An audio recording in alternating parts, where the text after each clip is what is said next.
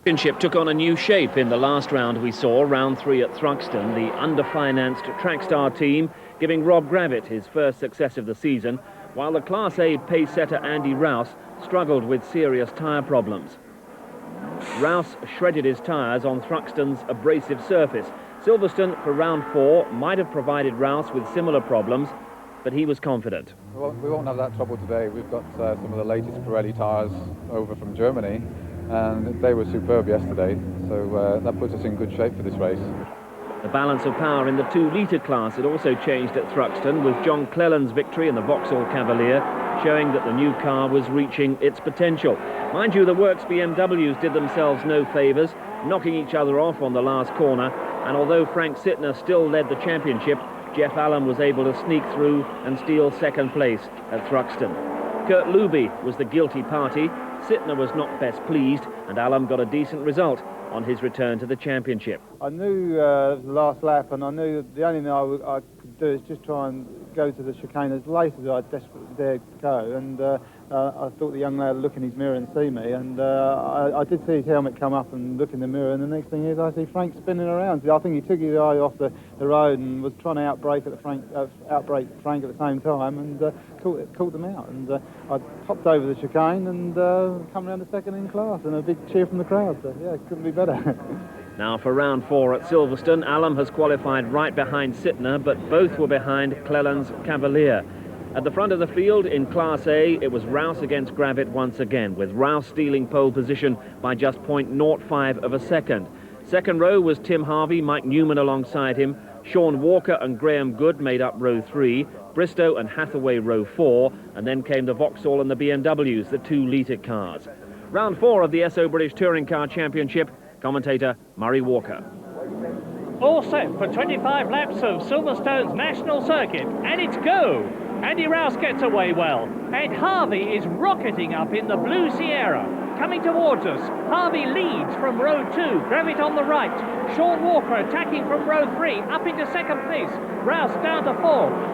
And Frank Sittner's BMW number 55 leads his 2 litre rivals. On towards Maggots, 145 miles an hour. Tim Harvey leading. Then it's Walker, Gravitt and Rouse absolutely together into Beckett's. And look at Gravitt in the white Sierra. He's taking Sean Walker. Going through on the outside. No, he's not. He's down to 4th. Andy Rouse goes through and Sean Walker. Now we are in car with Rob Gravitt down the club straight, 160 miles an hour. And that is Rouse on the left. Gravitt stays ahead though, down to Brooklands, second gear, about 60 miles an hour. And Rob Gravitt is in second place. Andy Rouse is in third position. Then it's Sean Walker, and Rouse goes through. Andy Rouse goes through and up into second place. Gravitt is third, Walker is 4th, Newman is 5th, and Graham Good is in 6th position. Here they come, out of Bridge Corner. There's Tim Harvey, Rouse, Gravitt. Now we're in car with Rob Gravitt. Ahead of us, Andy Rouse, over 550 horsepower. 5th gear, 135 miles an hour. Down into 3rd gear for Cops Corner. So it's Harvey, Rouse, Gravitt, Walker, Newman, Good, and Laurence Bristow up into 6th position, past Graham Good on the inside. And this early in the race, Tim Harvey has broken the lap record. 1 minute, 9.9 seconds, 98.3 miles an hour. There is Andy Rouse in second position. Behind him in the white Sierra, Rob Gravitt third. Then Walker, Newman, Bristow and Good absolutely together. Back with Rob Gravitt. Now he's making no impression at all on Tim Harvey and Andy Rouse. Into the left-hander and Brooklands goes, and Rouse loses it. Rouse spinning. Rob Gravitt goes up into second position. Sean Walker to third. Newman, Bristow and Good together. Andy Rouse stationary. So let's look at it again. The back of the Ford Sierra drifts out. Off goes Andy Rouse. On goes Rob Gravitt. And Rouse rejoins, but he's down to 17th place. He's got a big recovery job to do. This should be good. Meanwhile, in the 2 litre class, the 1988 British champion Frank Sittner in his BMW leads John Cleland's Vauxhall Cavalier there. He won his class at Thruxton. Jeff Allen's BMW is third in class. And here's Tim Harvey out on his own. A superb drive. The 20 points he'll get for winning, if he wins, are going to come in handy. And it looks like the ex-karting champion has got it made. cool, really travelling, but he is not closing the gap to Tim Harvey. Now, looking through John Cleland's Cavalier windscreen at 45-year-old veteran Frank Sittner's BMW into Brooklands. Sittner, Cleland, Allen, and Mike Newman is touring. There he is in the Black Sierra. He was fourth. He's touring, slipping down through the field. And sports car ace Tim Harvey is now leading by some 5 seconds. And that is a good cushion to control the race from the front. Andy Rouse, look at this. Past Jerry Marnie and Godfrey Hall, up into 11th place. 6 places in 1 lap, and here are his targets now. Sittner, Cleland, Allen and Tim Sugden. Round with John Cleland in the front-wheel drive Vauxhall, over 300 horsepower. Mike Newman into the pits.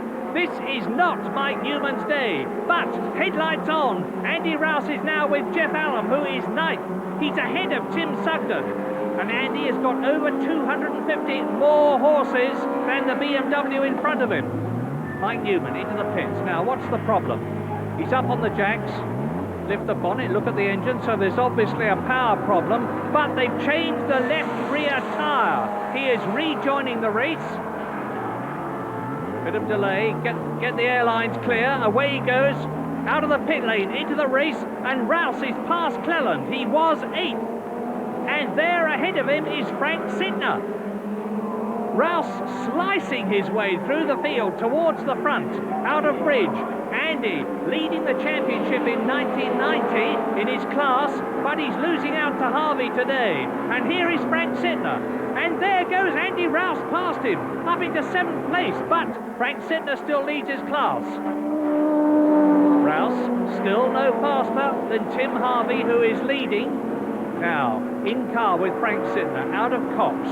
And look at Andy Rouse rocketing away in the Ford Sierra. Here he is.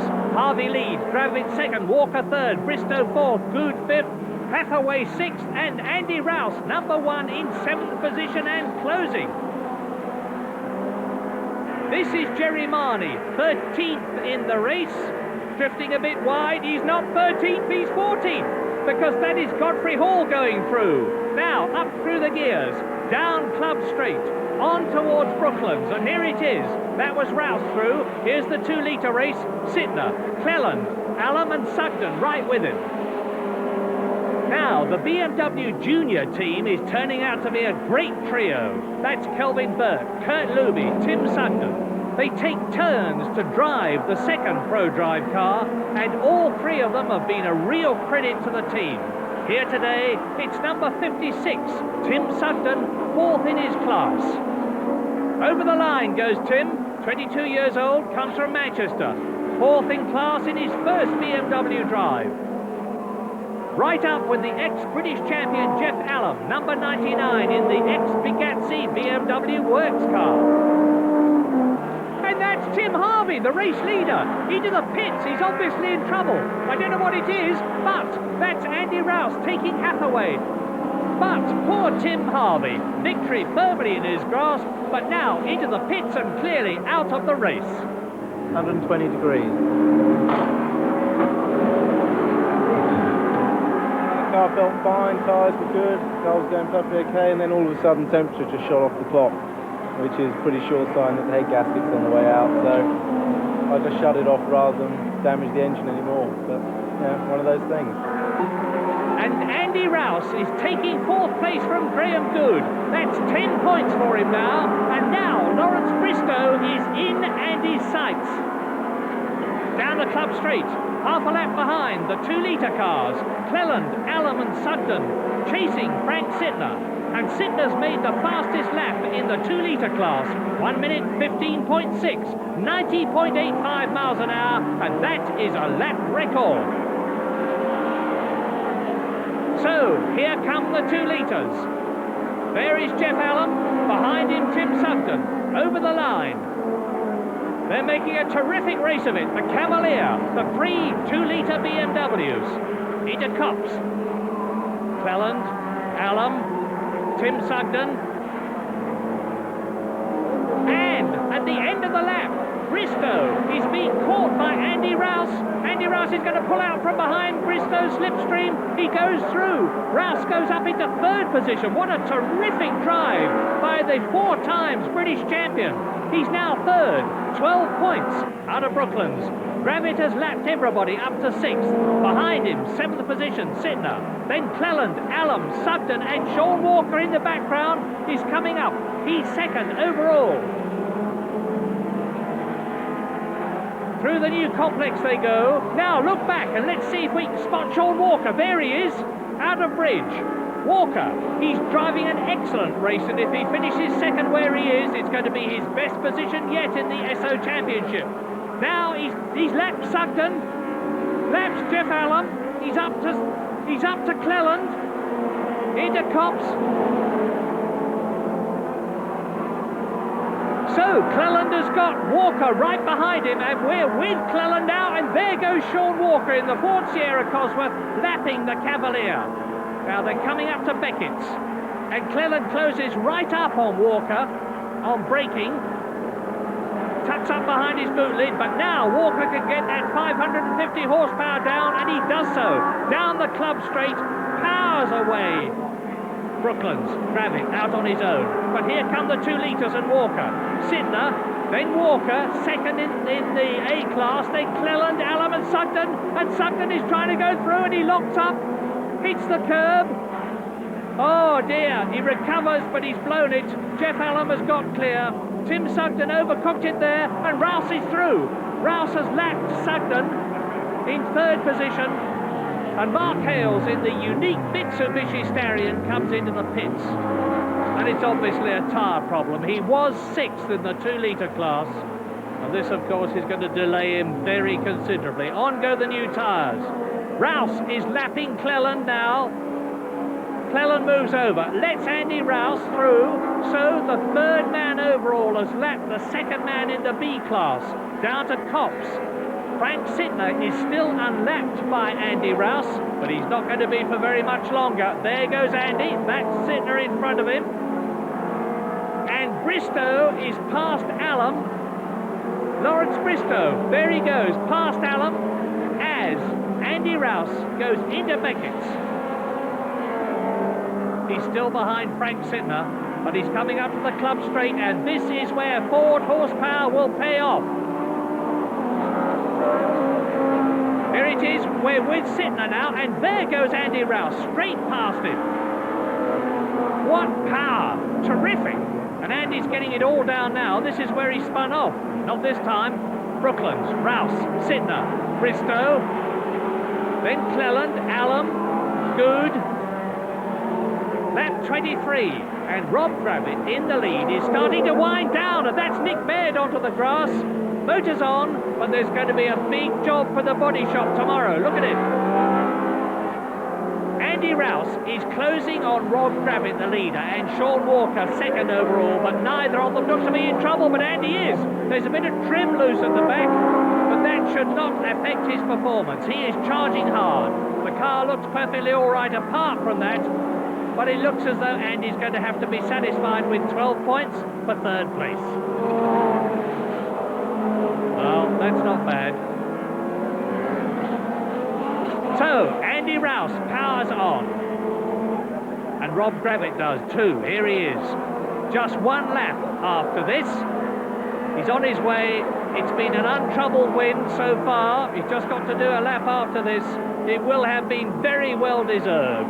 The Trackstar team has had a crippling financial problem this year. They've done well to keep going, and if Rob wins, it's going to be a major consolation. He's won once already this season. If he wins today, it's going to equal Andy Rouse's wins for the season, 2 each.